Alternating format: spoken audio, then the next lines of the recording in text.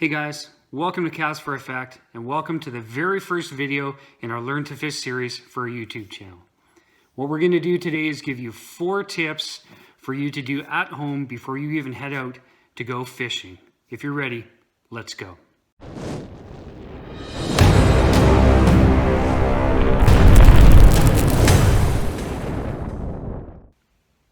Time to start.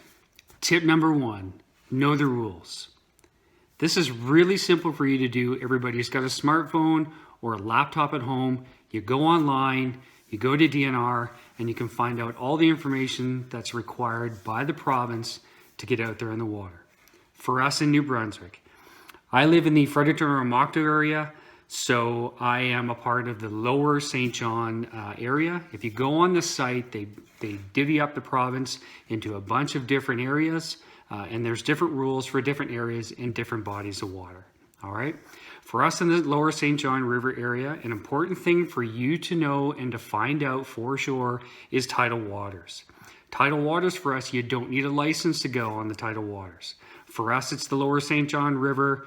You can find the boundary up towards the dam, but pretty much from the dam down in the St. John River is tidal waters for us. So no need to spend any money on a fishing license to get you out by the water and get some fish.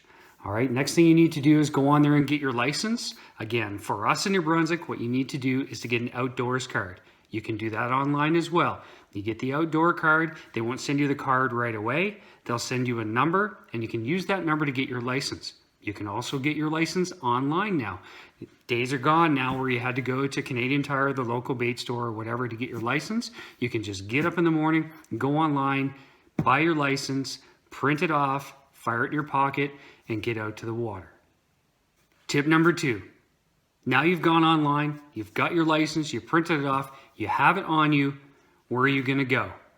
Everybody knows by now that you can just go on Google Maps and you can look at pretty much anything in Street View if you really wanted to. All right, but here's a bonus that's available. All right, it's called Google Earth Pro. If you go to Google Earth Pro and download that app, it's a separate app from being on the internet that you can just open from your desktop on your laptop. All right, you can go into Google Earth Pro and you can look at bodies of water. And here's the bonus for Google Earth Pro.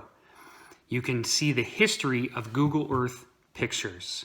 So that means you can see how high the water is in September versus July versus April. You can just move the scroll up and down, and if they've taken a picture of that place at different times of the year, it will show you the water levels, and sometimes you can see some structure that may be there like in the late summer when the water's low, and you go out there in the spring and it's underwater. And that's a really good place to start. Tip number 3. Tip number 3 is Navionics. You don't need to go to Bass Pro or something like that to go buy the card to put in your fish finder on your boat or whatever to look at Navionics. Anybody can go on to Navionics.com and go into their chart viewer. If you go into their chart viewer, you can go down and zoom into the body of water that you want to do, and you can get a lot of information with regards to depth and structure from Navionics. There's even people that have gone into Navionics and marked places where they've caught fish before. All right, so this is a super simple, free of charge way to go and look at water depths and get some structure information online at home before you head out. Our last tip, of course, is tip number 4, and that's the MB Lakes information that the government has put online for us. So here in New Brunswick, you can go online to the government website and pick the MB Lakes link. I'll put it below in the description for you, all right? You can go in there and they have an alphabeticalized list of the lakes in New Brunswick, and you click on the lake that you plan to go out and fish, and it'll give you a whole bunch of information.